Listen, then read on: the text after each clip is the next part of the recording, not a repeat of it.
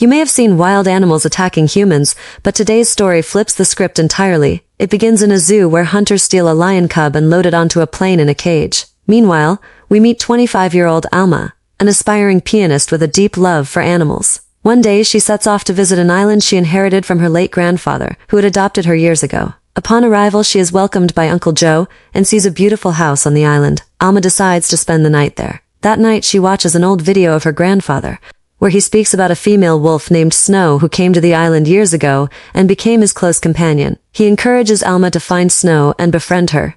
At the same time, the lion cub's plane crashes on the island due to a storm. Hearing the crash, Alma ventures outside but finds nothing due to the island's vastness. The next morning, Charles and two young men from Ellinham arrive on the island. They set traps to capture Snow, intending to claim her as the leader of the wolf pack on their land. Snow falls into a trap but cleverly escapes before Charles and his team can capture her. She then finds Alma on the other side of the island. Initially frightened, Alma recalls her grandfather's advice and works to gain Snow's trust.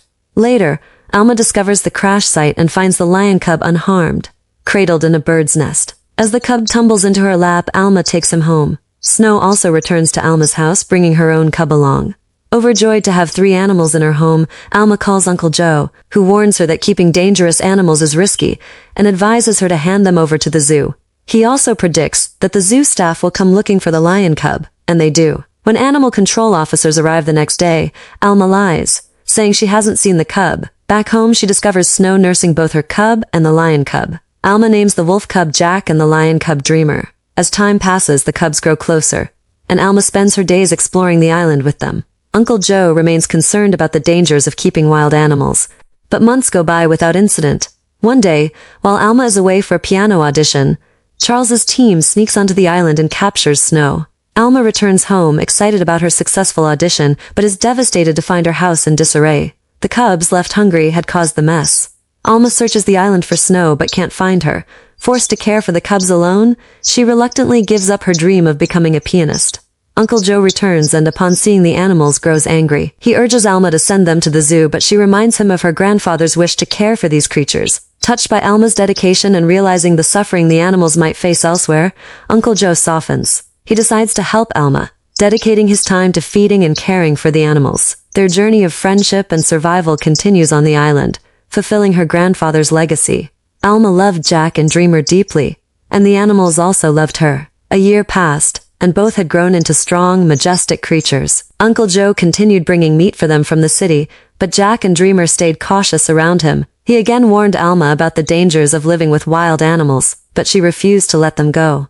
One day, a family approached the island in a boat. Seeing them, Jack began moving toward them. Alma, noticing this, ran to stop Jack but tripped over a stone, hitting her head and fainting. The family didn't notice her and quickly returned to their boat. Jack and Dreamer rushed to Alma's side, trying desperately to wake her up.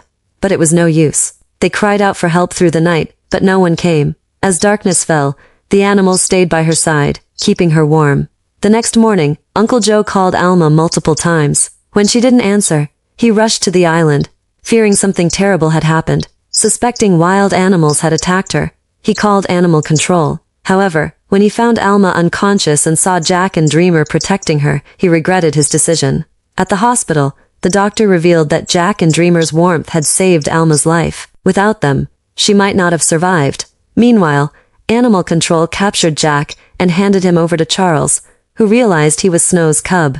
Dreamer was sold to Alan, a cruel zoo and circus owner. Alan forced Dreamer to perform using harsh training methods and drugs. However, Alan's son Rafa was kind-hearted and often comforted Dreamer. When Alma regained consciousness, she immediately asked about Jack and Dreamer. With a heavy heart, Uncle Joe told her the truth. Distraught, Alma left the hospital and went straight to the animal control office. She learned Jack had been taken to the wolf park. Furious, she shouted at the officer, but Uncle Joe calmed her down.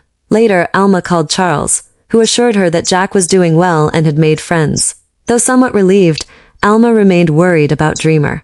Over the following weeks, she searched every circus in the city, asking about him but found no leads. Dreamer, now known as the Star Lion, continued to suffer under Alan's cruelty. One day, as his circus caravan passed near the wolf park, Jack recognized his childhood friend and cleverly escaped his cage. Rafa noticed Jack's intelligence and followed him, realizing Jack was searching for something.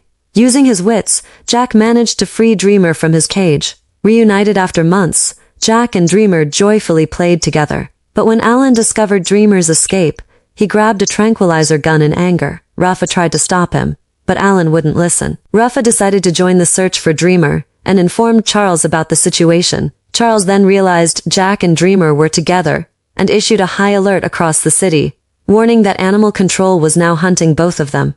Alma was terrified upon hearing that Jack had a tracker implanted in him, but Ali reassured her as they discovered Jack and Dreamer's last location, a forest.